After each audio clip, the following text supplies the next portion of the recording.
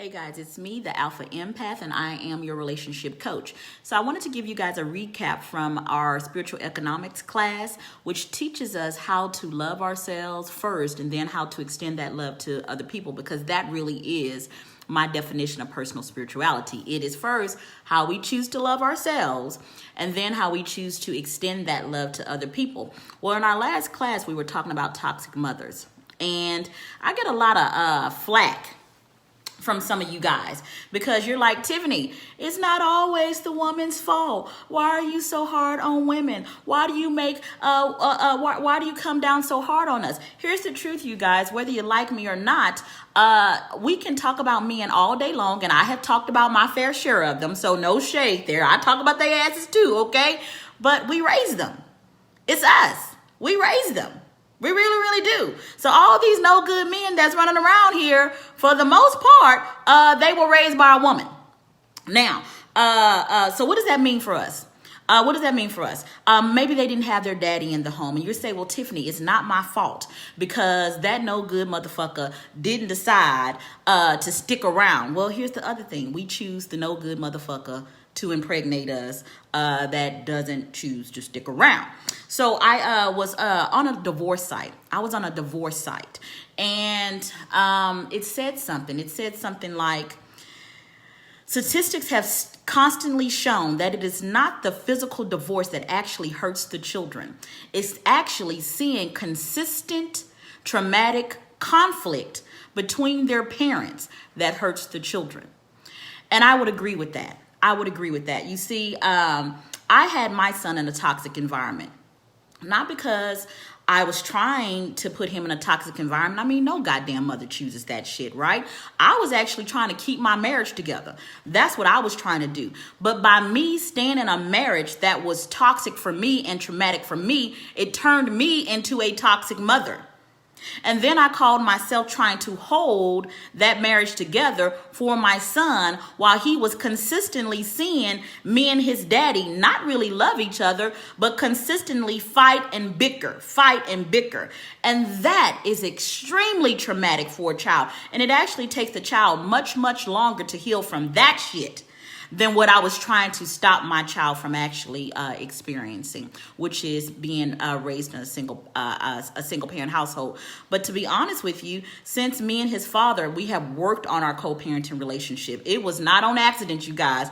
We had to work that shit out. I told him, I said, hey, listen, our marriage failed, but hopefully we can work better as co-parents. And we actually do. That actually works better for us. So now our son sees us communicating in a way that we cannot communicate while we were together. That is healthier for my son because now I am a healthier version of a mother to him because I am in a situation that is not toxic for me. And in our class, one of the students, she revealed something. She said, hey, listen, my mother used me as an anchor baby to keep my dad and to keep tabs on him. And I had never really looked at it from that perspective. You know, ladies, when we go over there and we ask our daughter or ask our son, hey, what daddy doing over at his house? Go ahead and call your daddy and tell him to come over here for Christmas. When we use our child to consistently try to anchor a man to us that doesn't really want to be with us, well, that's actually traumatic for the child too. And it teaches the child to lie. That's what it does. The child knows that you lying. The child absolutely knows that. So yes, go for that loving, consistent relationship and raise your children in a 2-parent household. But if you don't got that shit, don't turn toxic by trying to keep it together. And then see, you're sitting up there, you're snapping at your children, you're mad at your children because you can't get this relationship together. It is actually better to leave that relationship. Leave it. Listen, when I moved out from my ex-husband, when I moved out and was on my own, see, the best thing that happened to me is when I finally realized that I actually had more peace away from him than I did while I was with him. And once I experienced that peace, I was like, hell fuck no. Ain't no goddamn way I'm going back because that environment does not make me the best mother that I can be. I actually have more patience. I actually have more grace as a single mother. And that should not be. It really should not be. I wish, woulda, coulda, shoulda. I wish that I had, chosen better. And I would have chosen better if I had slowed my ass down enough to really figure out what I need as a woman, not what the world tells me that I need.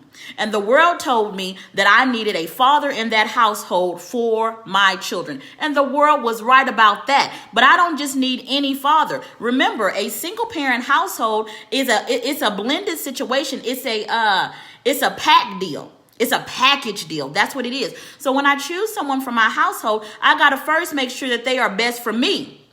Right? They got to be best for me, right? Because if they're not best for me, I'm not going to be the best mother that I can be for my child. I'm not going to be. So they got to be what's best for me. But secondly, they also got to be the best that they can be for my children. See, mothers, we can't just choose for us. We have to choose for us and our children. We gotta do that. Because if you don't choose for you and your child, then you might be putting your child in a toxic environment, which also translates into you being a toxic mother, because you're sitting up here choosing a damn relationship more so than the safety of your children. And I don't really care for that at all. So listen, ladies, first we have to choose an environment that makes us the most healthiest version of us. You want to know why the flower doesn't bloom or why you don't blossom? Because you're planted in the wrong environment. Choose the right environment. Choose the right relationship. That's going to make you bloom. And then make sure that environment is also conducive and productive for your children. And that's one of the ways that you'll stop being a toxic mother. And if you're in a relationship right now and you know you need to let it go, and you're trying to keep it together for your children. Now, listen, I'm not saying that you're going through something, because listen, every relationship has a winter. Every relationship has a winter, and winters are good for you. They make you healthier. I'm talking about those relationships where it's winter all season long.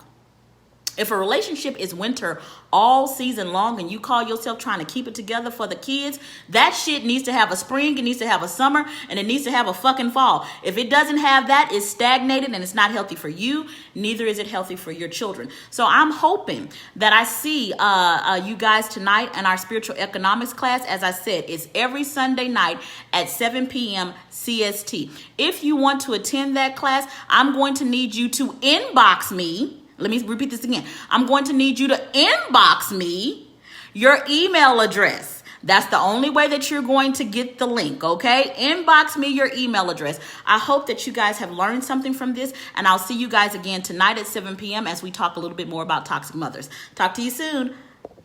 Bye, guys.